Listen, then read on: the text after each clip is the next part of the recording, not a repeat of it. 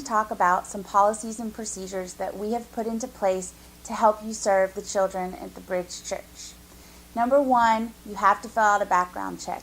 We need these in order to be okay with our insurance company, and we also want to create a safe and secure environment for our children and our parents to be able to drop off their children.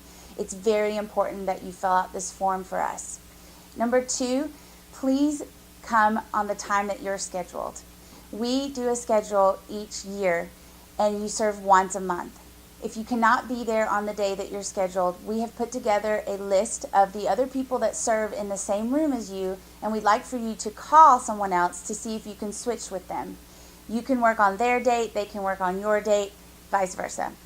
If you cannot find anyone to switch with you, then you need to contact your deacon. They are your next contact person. If they still cannot find a person to serve, you can call me personally, and I will work on trying to find someone to fill your spot. Number three is arrive on time and wear your cool Bridge t-shirt. Please make sure that you're at the service 35 minutes prior to starting time. We start every time with prayer. We feel it's very important, and we also think it's important to have the room set up and ready to go so that you can receive children 15 minutes prior to the service. We never want a parent to try to drop off a child to an empty room. That is very bad, and it looks bad on our part. So please be there on time. Number four is to remember that your purpose as a children's volunteer is to focus on the children. Please make sure that you're trying to help them to have a good experience, you're keeping a positive attitude, and the focus is all on them. Number five, for security reasons, we ask parents to not enter the room. Please meet the parent and child at the door and ask the child to come in. Be very welcoming, but ask the parent to stay out. Make sure the child has a sticker on his or her back. They are required to be signed in at our check-in station before they can enter the room. Number six, we have a security team in place, and there's a radio in each room. Please use this radio if you need assistance in any way. If a parent needs to be called to come get a child, use your radio to call the security person, give them the number that's on the tag of the child, and they can go get the parent out of the service. You stay in the room at all times unless you have an emergency and need help. Number seven, never be alone in a room with a child. You also do not need to be alone in the bathroom with a child.